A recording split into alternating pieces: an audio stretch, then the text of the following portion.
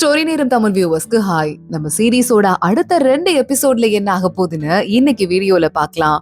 யாழிக்கு secret letter ஒண்ணு வந்திருக்கு. இப்ப பதவி ஏத்துக்க போறான்ல அந்த தளபதியை பத்தி தான். அந்த தளபதி ரொம்ப கேவலமானவன். பல விஷயங்கள் பண்ணிருக்கான். நம்ம லீஷன் மலைக்கே பெரிய பெரிய துரோகங்களை பண்ணது அவன்தான். சோ பார்த்து ஹேண்டில் பண்ணு அப்படின்னு லெட்டர்ல எழுதியிருக்கு. யாழி அவளோட கதையை யோசிச்சு பார்க்க ஆரம்பிக்கிறா. லீஷன் மலையில ஒரு யூனிவர்சிட்டி இருக்கு. அந்த யூனிவர்சிட்டியோட ஹெட் மாஸ்டரே யாழியோட தாத்தா தான். அந்த யூனிவர்சிட்டியில படிச்சவங்க தான் அரண்மனையில மினிஸ்டர்ஸா அதிகாரிகளா 50% மேல வேலை பார்த்திருக்காங்க. ஒரு கட்டத்துல பழைய முக்கியமான புக்கெல்லாம் மறுபடியும் புதுப்பிக்கணுங்கிறதுக்காக மலையை க்ளோஸ் பண்ணிட்டு தாத்தா புதுப்பிக்கிற வேலையை ஸ்டூடெண்ட்ஸோட சேர்த்து ஆரம்பிக்கிறாரு. ஆனா அந்த நேரத்துல அப்ப இருந்த ராஜாக்கு உடம்பு முடியாம போக அது எல்லா பழியையும் தூக்கி இந்த ஸ்டூடெண்ட்ஸ் எல்லாம் அதிகாரிகளா இருக்காங்கல்ல அவங்க மேல பழிய போட்டு பதவியில இருந்து தூக்குறது, பல பேரை கொல்றது, நிறைய பேருக்கு கை காலை உடைச்சு விடுறது, சாப்பாட்டுக்கே வழி இல்லாம ரோட்ல துரத்தி விடுறதுன்னு எக்கச்சக்கமான வேலையை சில பேரோட சேர்ந்து இப்ப தளபதி பதவி ஏத்துக்க போறான்ல அவனும் பாத்துறது இருக்கான். அதெல்லாம் பத்தி யாழி யோசிச்சுட்டு இருடா உன்னை சும்மா விட மாட்டேன் அப்படின்னு யோசிச்சுட்டு இருக்கா. அந்த லெட்டரை எரிச்சிடுறா. அடுத்து யாழி கிளம்பி வெளியே கடத்தெருவுக்கு போறா. அங்க பார்த்தா வெளியே ஏதோ பிரச்சனையா இருக்க மாதிரி இருக்கு. யாழி என்னாச்சுன்னு எட்டி பார்க்க ஒரு ஆளு ரொம்ப கால் கூட முடியாம இருப்பாரு போல. அவர் கீழே தள்ளி விட்டு யோ நீதாயா என் மேல இடிச்ச, நீதான் எனக்கு காசு கொடுக்கணும் போனா போதுன்னு சரி பிச்சைக்காரனா இருக்கே 4 காசை பிச்சை போட்டா என்கிட்டயே எக்ஸ்ட்ரா காசு வேணும்னு கேக்குறியா அப்படின்னு அங்க ஒருத்தங்க கிட்ட சண்டை போட்டுட்டு இருக்காங்க. யாழி கீழே விழுந்து கிடக்குற அந்த ஆளை பாக்குறா. ஷோ அங்கிளா அப்படின்னு சொல்லிட்டு யோசிக்க ஆரம்பிக்கிறா. உடனே அவனுக்கு ஒரு பிளாஷ்பேக் ஒன்னு ஞாபகம் வருது. டக்குன்னு கையில ஒரு பறவை மாதிரி கீழே தரையில நிழல் படுற மாதிரி செய்ய ஆரம்பிக்க அந்த கீழே விழுந்து கிடக்குறாருல பிச்சைக்காரர் மாதிரி அவர் அதை பாத்துடுறாரு.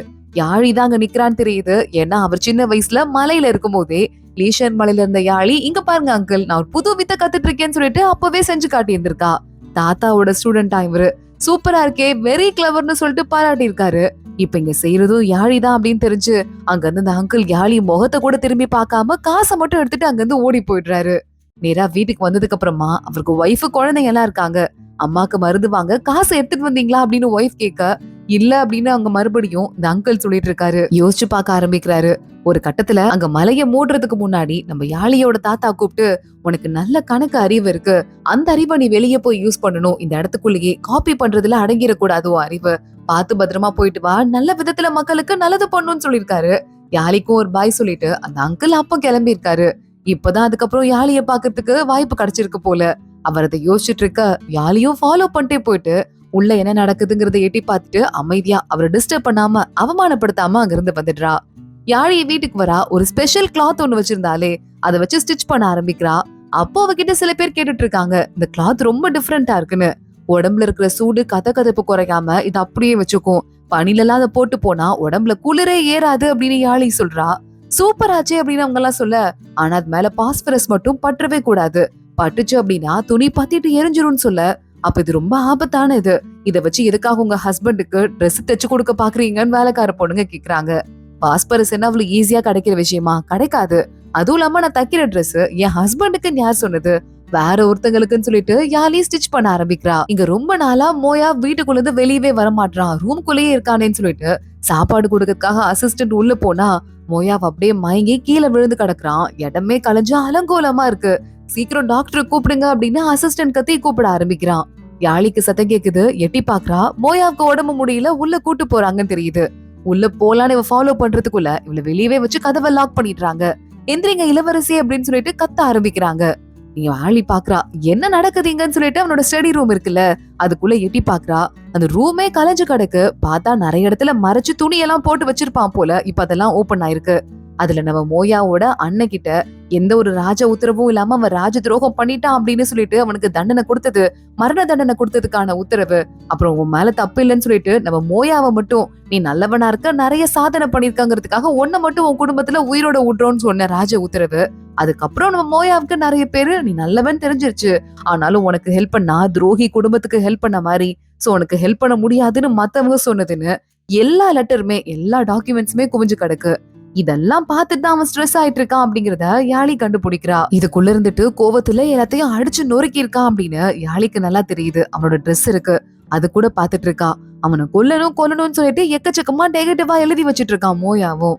இங்க ஒரு வழியா எந்திரிக்கிறான் மயக்கத்துல இருந்து. அசிஸ்டன்ட் வரான். உங்க பழைய காயம் எல்லாம் மறுபடியும் ஓபன் ஆயிடுச்சு, ஏன் பாஸ் இப்படி பண்றீங்க அப்படின்னு கேட்க உயிருக்கு ஆபத்தா அப்படின்னு மோயா கேக்குறான். இல்லன்னு சொல்ல, அப்போ என்ன உயிருக்கு ஆபத்து இல்ல, அப்ப எந்த பிரச்சனையும் இல்ல, வரது வந்துட்டு போகுது அப்படின்னு அவன் பேசிட்டு இருக்கும் போதே நெருப்பு பத்திட்டு எரியுது எரியுதுன்னு அங்க இருக்கிறவங்க எல்லாம் கத்த ஆரம்பிக்கிறாங்க. பார்த்தா யாழிதான் மோயாவோட ரூம்குள்ள போயிட்டு தேவையில்லாத அங்க இருக்கிற அத்தனை டாக்குமெண்ட், அப்புறம் மரக்கடையில பொறிச்சு வச்சிட்டு இருக்க விஷயம்னு சொல்லிட்டு எல்லாத்தையும் எரிக்க ஆரம்பிக்கிறா. மோயா அவங்க வந்துடுறான். யாழி என்ன பண்ணிட்டு இருக்க, அடிபட்டுற போது ஒழுங்கு மரியாதையா வெளியே வா அப்படின்னு கூப்பிட, அவ கூப்பிட கூப்பிட கண்டுக்காம யாழி கையில இருக்கதையும் போட்டு எரிச்சிட்டு இருக்கா. கொஞ்ச நேரத்துக்கு அப்புறமா கையெல்லாம் தொடச்சிட்டு மோயாவ பக்கத்துல இருந்து உட்காந்துட்டு, இன்னும் எதுக்காக இதெல்லாம் வச்சிட்டு இருக்கணும், இப்ப பாருங்களேன் அப்படின்னு சொல்ல, உனக்கு என்ன இதுல அப்படின்னு மோயா கேக்குறான். எனக்கு என்னவா, நான் உங்களை கல்யாணம் பண்ணிட்டு வந்துட்டேன், இனிமே இந்த வீட்டுல என்ன நடக்குதோ அது என்னோட பொறுப்பு தான், நான் அதெல்லாம் கவனிச்சுதான் ஆகணும்னு சொல்ல, உனக்கு அவ்வளவு கஷ்டமா இருந்ததுன்னா வீட்டை விட வெளியே போ, இப்பவே டிவோர்ஸ் தரேன் வெளியே போ அப்படின்னு கத்த ஆரம்பிக்க யாழி பக்கத்துல வந்துட்டு இருக்கா. இங்க பாருங்க, எல்லாருமே ஏழை பணக்காரங்க வித்தியாசம் இல்லாம நிறைய நாடகம் எல்லாம் பாப்பாங்க. ஏன் தெரியுமா, அதுலயும் முக்கியமா ஒரு சோகமான காட்சி வந்ததுன்னா விழுந்து விழுந்து பாப்பாங்க. ஏன் தெரியுமா, ஏன்னா அப்பதான் ஒருத்தங்க கிட்ட பவர் அதிகமா வரும், கீழே விழுந்தவன் மேல எந்திரிக்கிறதுக்காக என்ன வேணாலும் பண்ணுவாங்கிற ஒரு ஆர்வம் வரும். உங்க வாழ்க்கையை வீணாக்கிறாதீங்க, உங்க குடும்பத்தை மறுபடியும் நல்ல பேருக்கு கொண்டு வரணும் அப்படின்னு தான் என்னோட ஒரே ஐடியா. அதாவது நம்ம குடும்பத்தை. நான் அதுக்கு ரெடி ஆயிட்டேன், நீங்க எப்ப ரெடி ஆகுறீங்களோ அப்ப சொல்லுங்கன்னு சொல்லிட்டு யாழி அங்கிருந்து கிளம்பி போயிடுறா. வாழ்க்கையை வேஸ்ட் பண்ணிடாதீங்கன்னு. இங்க பார்த்தா அந்த தளபதி ஒருத்தன் புதுசா அடுத்த நாள் பதவி ஏத்துக்க போறான்ல, அவன் அந்த ஊருக்கு கிளம்பி போகணுமா, அவனுக்கு ட்ரெஸ் வருது. அங்க மேனேஜர் லேடி கொண்டு வந்து கொடுக்குறா. இந்த மாதிரி கிளாத் நான் பார்த்ததே இல்ல சார், உங்களுக்காக ஸ்பெஷலா ரெடி பண்ணிருப்பாங்க போல, அரண்மனையில இருந்து ஸ்பெஷல் கிளாத்திங் வந்திருக்குன்னு சொல்ல, சூப்பர், நான் ராஜாட்டையும் ராஜா மாதாட்டையும் நாளைக்கு விடைபட்டு வரதுக்கு போகணும், நல்லபடியா ட்ரெஸ் வந்திருக்குன்னு சொல்லிட்டு பல்ல காட்டிட்டு இருக்கான். காலங்காத்தாலேயே கிளம்பி அந்த ஆள் இந்த ட்ரெஸ்ஸ போட்டுட்டு போயிட்டு இருக்க. யாழி வெளியே ரோடு நின்னு பாத்துட்டு இருக்கா. கையில அவன் நிறைய பொம்மை ஊர்ல இருந்து செஞ்சு கொண்டு வந்தால, அதுல ஒரு பொம்மைய கையில வச்சிட்டு இருக்கா. அங்க வேலைக்கார பொண்ணு நல்ல மூட்ல இருக்க மாதிரி இருக்கே உங்களை பார்த்தா அப்படின்னு கேட்க, நட்சத்திரம் பாரு, இந்த நட்சத்திரம் தெரிஞ்சா குட் நியூஸ் சீக்கிரம் வரப்போகுதுன்னு அர்த்தம்னு சொல்லிட்டு யாழியே உள்ள போறா. அதே மாதிரி காலங்காத்தாலேயே ராஜாவையும் ராஜா மாதாவையும் பாக்கிறதுக்காக அந்த ஆளு போயிடுறான். ராஜாக்கு அந்த ஆளு பிடிக்கலதான் தளபதிய, வேற வழியே இல்ல ராஜா மாதா சொல்லிட்டதால நல்லபடியா போய் வேலையை முடிச்சுட்டு வாங்கன்னு வாழ்த்தி அனுப்பி வைக்கிறான். இங்க அவனுக்கு பாய் சொல்றதுக்கு எல்லா மினிஸ்டர்ஸும் வெளியே வந்து வெயிட் பண்ணிட்டு இருக்காங்க. கூடவே அந்த இடத்துல நம்ம மோயாவும் வந்து நின்னுட்டு இருக்கான் வீல் சேர்ல. மத்த அத்தனை பேரும் வாழ்த்திட்டே இருக்காங்க. அந்த ஆள் அங்கிருந்து கிளம்பி வரும்போது ஆப்போசிட்ல ஒருத்தன் சாம்பிராணியை கொண்டு போறேன் அப்படின்னு சொல்லிட்டு டக்குன்னு அந்த தளபதி மேலேயே சாம்பிராணியை கொட்டிடுறான். ஆளாளுக்கு வந்து திட்ட ஆரம்பிக்க, விடுங்க விடுங்க, இன்னைக்கு ஒரு முக்கியமான விஷயமா போயிட்டு இருக்கேன், இன்னைக்குன்னு பார்த்து எதுக்கு அடுத்தவங்களை திட்டிக்கிட்டுன்னு வேலைக்கார பசங்களை அங்க இருந்து அனுப்பி வச்சிட்டு இருக்கான். இந்த வேலைக்கார பையன் யாழியோட ஆள் போல ஈஷான் மலைக்கு வரவேற்கிறேன்னு சொல்லிட்டு அங்க இருந்து விறுவிறுன்னு ஓட, தளபதிக்கே ஒண்ணுமே புரியல. தளபதி எங்க பேசிக்கிட்டே மினிஸ்டர்ட்ட எல்லாம் ஆசீர்வாதம் வாங்கிட்டு இருக்கான். திடீர்னு பார்த்தா அவன் ட்ரெஸ்ல இருந்து புகையா வர ஆரம்பிக்குது. என்ன நடக்குதுன்னு நம்ம யோசிக்கிறதுக்கு முன்னாடியே சூரிய வெளிச்சம் பட்டு பட்டு அதுல இருக்க அந்த பாஸ்பரஸ் கொஞ்சம் கொஞ்சமா அந்த ட்ரெஸ்ஸோட சேர்ந்து பத்திட்டு எரிய ஆரம்பிக்குது. காப்பாத்துங்க நம்ம கத்த ஆரம்பிக்க, அங்க இருக்கிறவங்க எல்லாம் சேர்ந்து அவனை கீழே தள்ளி விட்டுறாங்க. ஒட்டு மொத்தமா அவனோட உடம்பு அங்கேயே எரிஞ்சு போயிடுது. அவனை கொல்லணும்னு அங்க வந்து நின்னுட்டு இருக்க நம்ம மோயா இருக்கான்ல, ஷாக் ஆயிட்டு என்ன நடக்குது அப்படிங்கிற மாதிரி பாத்துட்டு இருக்கான். இங்க இன்னொரு பக்கம் மோயா அவனோட கதைய சொல்ல ஆரம்பிக்கிறான். 8 வருஷத்துக்கு முன்னாடி நான் ஒரு பெரிய போர்ல மாட்டிக்கிட்டேன். என் அண்ணன் அப்பதான் படைகளை எடுத்துட்டு போயிட்டான். அந்த இடம் ஆபத்துல இருக்குன்னு எனக்கு தகவல் வந்துச்சு. நான் போய் அண்ணனுக்கு சப்போர்ட் பண்ணலாம் அப்படின்னு சொல்லிட்டு பார்த்தா அதுக்குள்ள இன்னொரு பெரிய படை என்ன அட்டாக் பண்ண வந்துருச்சு. அந்த சண்டையில தான் எனக்கு கால் அடிபட்டுருச்சு.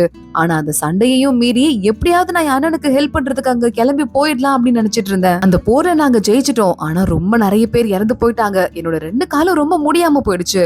அதுக்குள்ளதான் அண்ணனுக்கு இப்படி ஆயிடுச்சுன்னு சொல்லிட்டு அண்ணனை அரெஸ்ட் பண்ண தகவல் எல்லாம் வந்துச்சு. என்னையும் அப்படியே ஜெயில அடைக்கிற மாதிரி அடைச்சுதான் ஊருக்குள்ள கொண்டு வந்தாங்க. அப்ப எல்லாரும் என்ன கையில கிடைக்கிறதெல்லாம் வச்சு அடிச்சிட்டு இருந்தாங்கன்னு மோயாவ் யோசிக்கிறான். அப்பதான் நான் யாழிய 2வது தடவை பார்த்தேன் அப்படின்னு யோசிச்சுட்டு இருக்கான்.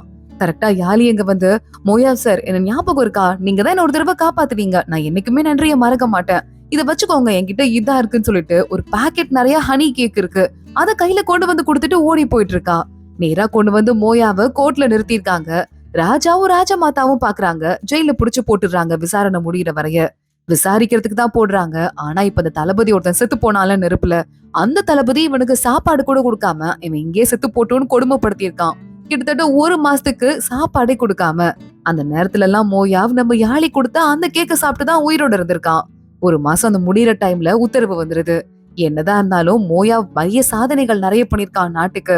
அதனால அவங்க அப்பாக்கு அவங்க அண்ணனுக்கு எல்லாம் தண்டனை கிடைச்சா கூட மரண தண்டனை. இதுல நம்ம மோயாவுக்கு எந்த தண்டனையும் கிடைக்க போறது இல்ல, விடுதலை பண்றோம் அப்படின்னு சொல்லிட்டு அதுல எழுதி இருக்கு. அப்புறம் 8 வருஷமா மோயாவ் சும்மா தான் இருந்திருக்கான். அதுக்கப்புறமா ராஜாக்கு மறுபடியும் மோயாங் மினிஸ்டர் மேல கோவம் அதிகமானதால என்ன மறுபடியும் ரகசியமா ராஜா கூப்பிட்டு வேலையில இருக்க வச்சாரு. அந்த ஏற்கனவே யுவான் தளபதினு ஒரு நல்லவர் இறந்து போனார்ல, அவரை காப்பாத்துற வேலை அப்படின்னு சொல்லிட்டு மோயாவ் யோசிச்சு பாக்குறான். அந்த தளபதியை கண்டுபிடிக்கிறதுக்கு போறான். அவன் பிளான் படிதான் மத்த எல்லாரும் போயிட்டு தளபதியை கரெக்டா கண்டுபிடிக்கிறாங்க, கடத்தப்பட்டவரை. அங்க இருந்து காப்பாத்தி கூட்டு வந்துட்டு இருக்கான் மோயாவும். வண்டியில அவரை படுக்க வச்சுட்டு, இங்க பாருங்க, எனக்கும் மோயாங் மினிஸ்டருக்கும் எவ்வளவு பெரிய பகை இருக்குன்னு உங்களுக்கே நல்லா தெரியும். நான் அவன் கூட கை கோத்துக்க மாட்டேன். என்ன நடந்தது? நீங்க எதை பாத்தீங்க? எதனால உங்களை கடத்தினாங்க? யார் அதுக்கு பின்னாடி இருக்கா? விஷயத்தை என்கிட்ட சொல்லுங்கன்னு சொல்ல, அந்த மினிஸ்டரும் யுவான் மினிஸ்டரும் சொல்ல வரலாம் அப்படின்னு வாயை திறக்கிறாரு. ஆனா அதுக்குள்ள வண்டியை நிறுத்துறாங்க. ராஜா அந்த யுவான் மினிஸ்டரை எங்களை கூட்டு வர சொன்னாரு. நீங்க இன்னும் ஒரு நிமிஷம் கூட அவரை விசாரிக்க கூடாதுன்னு ஆளுங்க சொல்ல, வேற வழியே இல்லாம மோயா ஒண்ணுமே பண்ண முடியாம, அவரை விசாரிக்க கூட முடியாம ராஜா ஆளுங்களோட அமுச்சு வச்சிட்டு இருக்கான். கரெக்டா அன்னைக்குதான் நம்ம யாழி கல்யாணம் பண்ணிட்டு வீட்டுக்கு வந்திருக்கா. யாழி வீட்டுக்கு போறதுக்குள்ள ரகசிய பாத வழியா நம்ம மோயாவை கூட்டிட்டு ஆளுங்க எல்லாம் உள்ள போறாங்க. அவன் அந்த ட்ரெஸ் எல்லாம் மாத்திட்டு கரெக்டா மாப்பிள்ள கோலத்துக்கு ரெடி ஆகிறதுக்குள்ள யாழி கதவை திறந்திருக்கா. கூட அசிஸ்டன்ட் எல்லாம் நின்னுட்டு இருந்திருக்காங்க. அதனாலதான் மோயா வேணும்னே பேப்பர் எல்லாம் பறக்க விட்டு போய் ஒளிங்கன்னு சொல்லியிருக்கான். அசிஸ்டன்ட்ஸ் 2 பேரும் ஒளிய போயிருக்காங்க. யாழி நேரா உள்ள வரா. அன்னைக்குதான் அவள மறுபடியும் பார்த்தேன். முன்னாடி மாதிரி இல்ல, ரொம்ப வளர்ந்துட்டா அப்படின்னு சொல்லிட்டு மோயாவ் யோசிக்க ஆரம்பிக்கிறான். யாழி அதுக்கப்புறம் பக்கத்துல வந்து அவனை கல்யாணம் பண்ணிக்கிறதுக்கு ரெடி பண்ணி அங்கிருந்து கூட்டு போனால. அதுக்கப்புறமா அன்னைக்கு நைட்டு ஒரு நல்ல ஹஸ்பண்டா ஃபர்ஸ்ட் நைட்ட கூட என்னால செலிப்ரேட் பண்ண முடியல அப்படின்னு மோயாவ் யோசிக்கிறான். ஏன்னா யாழி கிட்ட அன்னைக்கு சண்டை போடுற மாதிரி போட்டு தனியா வந்ததுக்கு அப்புறம் தான் அந்த தளபதி, யுவான் தளபதி இவன் காப்பாத்தி கூட்டு வந்தவன் இறந்து போயிட்டாங்கிற விஷயம் தெரிய வந்திருக்கு. மோயாவ் ரொம்ப ஷாக்கா இருந்திருக்கான். எல்லா உண்மையும் தெரிய போச்சு. இந்த பிளானே எப்படி சொதப்பிருச்சேன்னு சொல்லிட்டு எல்லாரையும் வெளியே அனுப்பிட்டு கால் வர வலிக்க ஆரம்பிக்குது. ஸ்ட்ரெஸ் ஆனதும் அவன் காலை அவனாவே அடிச்சிட்டு அழ ஆரம்பிக்கிறான். அப்புறம் கொஞ்ச நாள் போயிட்டே இருக்கு. மோயாவ் யோசிக்கிறான், இன்னும் எத்தனை நாள் தான் நம்ம இதே மாதிரி பழி வாங்குற உணர்ச்சியிலே வாழ்ந்துட்டு இருக்குது. என் வாழ்க்கையிலயும் பொண்டாட்டின்னு சொல்லிட்டு ஒரு புது உறவு வந்திருக்கு. அந்த புது உறவுக்கு நான் வாழ்க்கை கொடுத்துதானே ஆகணும் அப்படின்னு யோசிக்க ஆரம்பிக்கிறான். அப்ப மோயாவ் யோசிக்கிறான், அவங்க அம்மா ஒரு தடவை கேட்டாங்களாம், உனக்கு எந்த மாதிரி பொண்டாட்டி வேணும்னு அவன் குட்டியா இருக்கும் போது. எனக்கு அம்மா நல்ல ஜென்டிலா, என்ன ரொம்ப எலிகண்டா அழகா இருக்க ஒரு பொண்ணு வேணும் அப்படின்னு சொல்லிட்டு இருக்கான். அப்புறம் என் அண்ணி கல்யாணம் பண்ணிட்டு வீட்டுக்கு வந்தப்போ அண்ணி மாதிரி ஒரு ஜென்டில் விமன் இருந்தா நல்லா இருக்கும், அந்த மாதிரி ஒரு பொண்ணு வேணும்னு மட்டும் தான் யோசிச்சேன். அப்புறம்தான் யாழிய பார்க்க ஆரம்பிச்சேன். யாழி பெரிய இடத்துல படிச்சு வளர்ந்த பொண்ணுதான், ஆனா எப்ப பார்த்தாலும் ஓடுறதுலே ரெடியா இருப்பா அப்படின்னு சொல்லிட்டு பாக்க யாழி கிடைக்கிற கேப்ல எல்லாம் ஓடிட்டே இருக்கா. மோயாவ் கிட்ட அசிஸ்டன்ட் வந்து, யாழி மேடம் தெரிச்சுட்டு ஓடுறாங்க, ஏதாவது முக்கியமான வேலை இருக்குமோ அப்படின்னு கேட்க, இருக்கலாம் அப்படின்னு சொல்லிட்டு மோயாவும் சொல்லிட்டு இருக்கான். யாழி அடுத்த நாள் உள்ள எட்டி பாக்குறேன்னு மோயாவுக்கு தெரியுது, நல்லாவே எட்டி பாக்குறான்னு. அது கூட தெரியாம எட்டி பாத்துட்டு இருக்கா. அதுக்கப்புறம் டெய்லி ஓடும் போதெல்லாம் ஹாய்ன்னு சொல்லிட்டு இவனுக்கு பல்ல காட்டிட்டு வேற ஓடி போயிட்டு இருக்கா. ஒரு நாள் ஏதோ அர்ஜென்ட் வேலைன்னு நினைச்சேன், ஆனா அதெல்லாம் இல்ல. டெய்லி ஓட ஆரம்பிச்சா, தலை தெரிச்சுட்டு ஓட ஆரம்பிச்சா. அப்புறம் அவ கூட சேர்ந்துட்டு 2 போலீஸுங்க வேலைக்கார பொண்ணுங்க வந்துட்டு அதுங்களும் ஓட ஆரம்பிச்சுதுங்க. இப்படி ஓடுறதால அந்த இடத்துல இருக்கிற எல்லா ஸ்பிரிச்சுவல் எனர்ஜியும் உடம்புக்குள்ள வந்து அதனால அவ உடம்பு ஆரோக்கியமா இருக்கும்னு சொன்னா. அந்த 2 வேலைக்கார பொண்ணுங்களும் டயர்டாயி உட்காந்துருவாங்க. அப்ப கூட இவ உட்கார மாட்டா, ஓடிக்கிட்டே இருப்பா. இந்த மாதிரி ஒரு பொண்ணு இருப்பான்னு சொல்லிட்டு நான் என் கனவுல கூட நினைச்சு பார்த்தது இல்ல. அதுக்கப்புறமா ஒயின் குடிப்பா டீங்கிற சாக்குல அப்படின்னு இன்னொரு கதையை யோசிச்சு பாத்துட்டு இருக்கான் மோயா. அன்னைக்கு அண்ணன் பையன் இருக்கான்ல, அவன் வந்துட்டு, இது என்ன குடிக்கிறீங்க ஆண்டி, எனக்கும் கொஞ்சம் கொடுங்கன்னு சொல்லிட்டு டீ நினைச்சிட்டு அதை புடுங்கி குடிச்சிட்டு என்ன ஒரு மாதிரி மயக்கமா வருதுன்னு மயங்கி விழுந்திருக்கான். பாத்துட்டு யாழி இன்னும் கொஞ்சம் மிச்சம் இருக்குன்னு சொல்லிட்டு மயங்கி விழுந்தவனை தாங்கி புடிச்சிட்டு மீதியை குடிச்சிருக்கா. இதெல்லாம் மோயாவுக்கு பாக்குறதுக்கு வேடிக்கையா இருக்கு. அப்புறம் மோயாவை பாத்துட்டு இருக்கான். 3 கல்ல தொட்டியில வச்சுட்டு வேலைக்கார பொண்ணுங்க தண்ணி ஊத்திட்டே இருக்காங்க. இதுக்கு தண்ணி ஊத்துனா சீக்கிரமா கொஞ்சம் நாள்ல பூத்து வளரும்னு சொல்லிட்டு மோயாவ் சொல்லிருக்கா. இந்த 2 பைத்தியக்கார வேலைக்கார பொண்ணுங்களை தவிர வேற யார் அதை நம்புவா? அண்ணனுக்கு யாழிய பாக்கும்போது அந்த கல்லு எனக்காவது பூக்கும்னு சொல்லிட்டு நம்பிட்டு இருக்காங்கல்ல, அதே மாதிரிதான் அவன் மனசுக்குள்ளேயும் லோன்லியா இருக்க நம்ம என்னைக்காவது ஹாப்பியா மாறுவோம்னு நினைச்சிட்டு இருக்க மாதிரி தோணும். அது என்ன அப்படி தெரியலன்னு சொல்லிட்டு மோயாவ் சொல்லிட்டு இருக்கான். திடீர்னு பார்த்தா யாழி ரூம்குள்ள உட்காந்து தனியா பேசிட்டு இருப்பா. ரூம்குள்ளேயே இருப்பா, வெளியவே வரமாட்டா, நல்லா விளையாடிட்டு இருப்பா அப்படின்னு மோயாவ் யோசிச்சுட்டு இருக்கான். ஒரு நாள் யாழி அப்படி விளையாடிட்டு இருக்கும் போது வேலைக்கார பொண்ணுங்க, நீங்க ஓடி ஓடி விளையாடிட்டு இருந்தீங்கன்னா மோயாவ் பார்த்து தப்பா நினைச்சுக்க மாட்டாரா? நம்மளால எந்திரிக்க முடியல, இந்த பொண்ணு விளையாடிட்டு இருக்கான்னு நினைச்சுக்க மாட்டாரான்னு கேட்க, நம்ம பாஸ் ஒன்னும் அவ்வளவு அல்பான ஆள் கிடையாது, நீங்க அதெல்லாம் கண்டுக்காம விளையாடுங்கன்னு சொல்லிட்டு யாழி சொல்லிருக்கா. இதை கேட்டு சிரிச்சுட்டே மோயாவ் எழுத ஆரம்பிக்கிறான். அங்க அசிஸ்டன்ட் இருக்கான்ல, பாஸ் நான் இங்கெல்லாம் ரெடி பண்ணிட்டேன், வெளியே போயிட்டு வரேன்னு கொஞ்சம் வெளியே போற மாதிரி போயிட்டு அவனும் சேர்ந்துட்டு யாழியோட விளையாட ஆரம்பிச்சிருக்கான். யாழி இப்படி பேச பேச எல்லார் கூடயும் பழக பழக எல்லாருக்கும் அவளை ரொம்ப பிடிச்சது. எல்லாரோட கண்ணும் அவளை பார்த்து திரும்ப ஆரம்பிச்சுது. அந்த கண்ணுல அப்படின்னு சொல்லிட்டு மோயாவ் யோசிக்க ஆரம்பிக்கிறான் சிரிச்சுட்டே. அன்னைக்கு மறுபடியும் ராஜா என்ன ஒரு தடவை அந்த மாதிரி தான் கூப்பிட்டாரு அப்படின்னு ராஜா மறுபடியும் கூப்பிட்டிருக்காரு. அதை பத்தி யோசிக்க ஆரம்பிக்கிறான். ராஜா கூப்பிட்டோன்னு இன்னும் மோயா கோவமா இருக்கான். ஏன்னா அந்த தளபதிய பாதியிலே ராஜா கூட்டு போகாம இருந்திருந்தா இன்னத்துக்கு விசாரிச்சிருக்கலாம் அப்படின்னு சொல்லிட்டு, எதுக்கு ராஜா என்ன கூப்பிட சொன்னீங்க, உங்க அளவுக்கு நான் ஒண்ணும் முக்கியமான ஆள் கிடையாதே அப்படின்னு சொல்லிட்டு இருக்க. ராஜா பாக்குறாரு, தெரியாம தப்பு பண்ணிட்டேன் அப்படின்னு சொல்லிட்டு இருக்காரு. இல்ல ராஜா, தெரியாம தப்பு பண்ணிட்டீங்களா? நீங்க பண்ணது அட்டூழியம். அந்த ஆள் எவ்வளவு பெரிய மோசமான ஆள் தெரியுமா? நீங்க அவனுக்கு இப்ப தளபதி பொறுப்பு கொடுத்திருக்கீங்க. அவன் ஊருக்கு போக போறான்னு. இப்ப ஒருத்தன் இறந்து போனால, இது இறந்து போறதுக்கு முன்னாடி பிளாஷ்பேக் கதை. அத பத்தி மோயாவ் சொல்லிட்டு இருக்கான். நீ மட்டும் என்ன ஒண்ணும் தப்பே பண்ணலையா? நீயும் தான் தப்பு பண்ணிருக்க அப்படின்னு சொல்லிட்டு ராஜாவும் நம்ம மோயாவும் கசின் பிரதர்ஸா ரொம்ப உரிமையா ராஜா இன்னும் அதிகமா திட்ட ஆரம்பிக்கிறாரு. நீ எனக்கு தப்பு பண்ணாம உன்னோட போஸ்ட்ல இருந்திருந்தனா இன்னைக்கு இந்த நிலைமை வந்திருக்காது அப்படின்னு சொல்லிட்டு கத்திக்கிட்டு இருக்காரு. ராஜாட்ட பேசிட்டு அதுக்கப்புறம் கோவமாயிட்டு தான் மறுபடியும் மோயா ரூம்குள்ள வந்திருக்கான். எல்லாத்தையும் அடிச்சு போட்டு நொறுக்கிட்டு மயங்கி கூட ரூம்குள்ளேயே விழுந்து கிடந்தான்ல, அதுவும் அப்பதான் நடந்திருக்கு. அதுக்கப்புறம் தான் யாழை கைக்கு கிடைச்ச எல்லாத்தையும் எடுத்து எரிச்சு பொசுக்கிருக்கா. இதுதான் நடந்திருக்கு அப்படின்னு சொல்லிட்டு மோயாவ் கதை சொல்ல ஆரம்பிக்கிறான். அதோட தான் இன்னைக்கு எபிசோட் முடியுது. யாழியோட பாயிண்ட் ஆஃப் வியூவும் ஓரளவு தெரிஞ்சிருச்சு. மோயாவோட கதையும் என்னன்னு தெரிஞ்சிருச்சு.